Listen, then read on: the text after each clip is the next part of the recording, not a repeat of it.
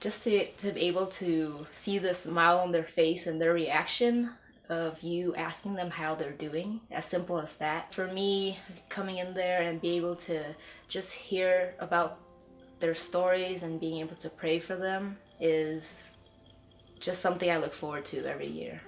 I had to hand wash my scrubs every night.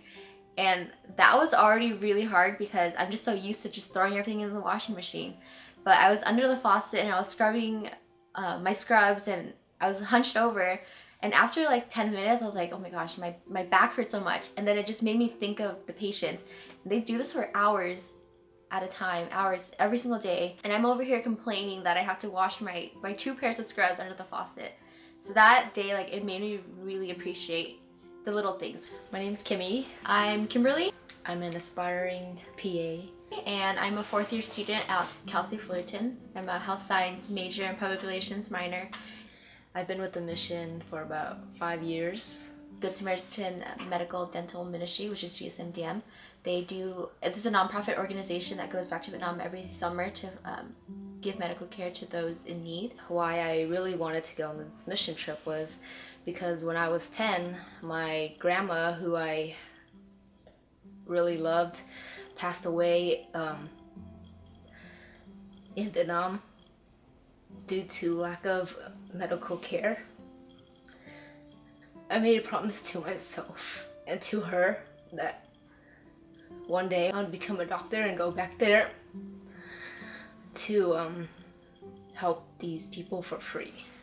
2014, I was on the history team, and that was a really memorable experience because we got to see the patients firsthand. We're the first to interact with them. We basically see all the faces of the patients and just to hear their story and what they go through. They came saying that they have back pains or headaches, and it just gave me the incentive to just talk to them a little bit more to find out what they do. It gets them to start sharing about their struggles, things that they don't get to talk about and things that they hold on their shoulders.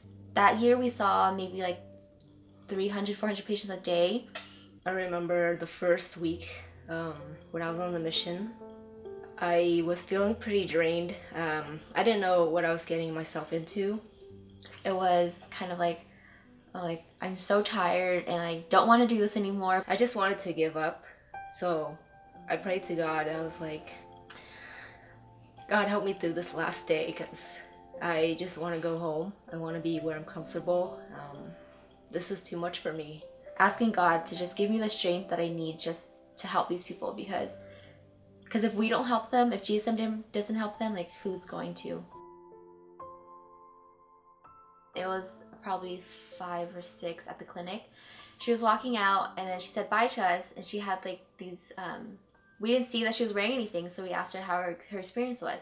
And this little old lady sat right in front of me and I remember her smiling the whole time and I couldn't help but smile back at her. She just reminded me so much of my grandma, the way she looked and the way she talked. And she was like, oh, I got these glasses. And she like started to put them on. They're like these cat eye glasses. And then she was like, they gave me this pair and I can see now. And then we were like, oh, what else did they give you? And then she's like, oh, they gave me water. So we're like, well, we'll be right back. Let's give her something else. So we gave her another souvenir, or she called it a souvenir, and it was a bag of peanuts. And then she's like, okay, thank you so much. Like, I'm gonna walk home now. And then we're like, oh, how far? You don't have a ride? And she says, no, I walked 16 kilometers to get here. And then we had to Google that. You know, it was like 9 miles, 9.9 miles. So when we got there, she was already there waiting for us. And then we got there probably like 9 o'clock.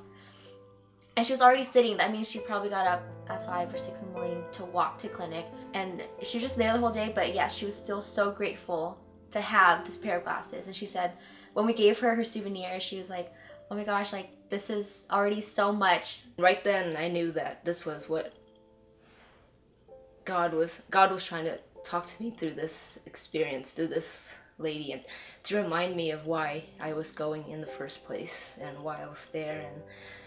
And I had a really good experience, and it just built on my passion to provide care for others and just to make their lives better. I just changed my attitude after that. God gave me the strength, and I also realized that these people need us, and I was there for a reason.